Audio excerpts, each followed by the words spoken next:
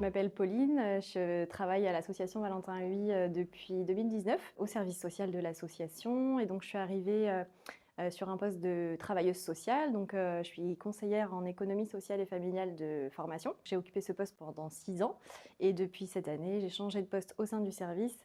Et donc, je suis responsable du service, donc je coordonne l'activité. Sur les personnes accompagnées, c'est 4 travailleuses sociales qui se partagent l'accompagnement de à peu près 700 personnes. Le service est composé de salariés professionnels et également de bénévoles qui tiennent le service qu'on appelle SOS Lecture-Écriture, qui sont donc des écrivains publics qui reçoivent les personnes déficientes visuelles en rendez-vous pour une aide à la lecture ou à la rédaction de courrier. Sur le service social, donc notre mission, c'est vraiment de défendre et faire valoir les droits et les intérêts des personnes déficientes visuelles. On est un service ouvert à toute personne qui présente une déficience visuelle et on est là pour les écouter, les orienter au mieux, les accompagner dans leur projet de vie pour envisager les choses autrement après la découverte du handicap. Donc au service, on accompagne en fait à différents niveaux les personnes, c'est-à-dire qu'on a un premier niveau d'information où on va les renseigner par téléphone sur des renseignements assez ponctuels. On peut également donc approfondir un petit peu le conseil en les recevant en rendez-vous et en prenant vraiment le temps de faire un peu un bilan de la situation. Et en fonction de ce qui ressort de ce premier rendez-vous, on peut proposer un accompagnement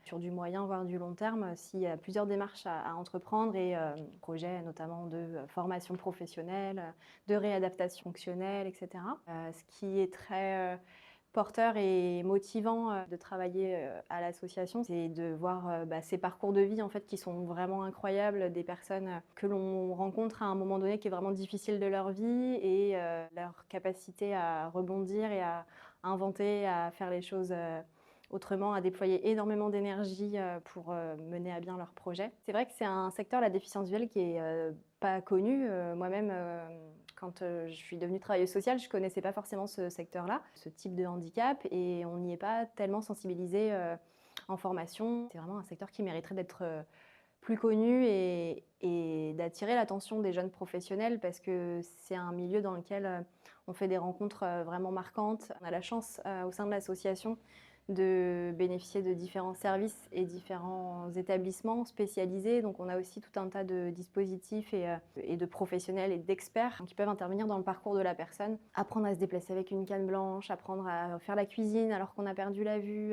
Réapprendre un peu tout ce qu'on savait faire et qu'on a du mal à faire avec l'arrivée de la déficience visuelle. Et il y a vraiment beaucoup de ressources pour accompagner au mieux les personnes qu'on croise.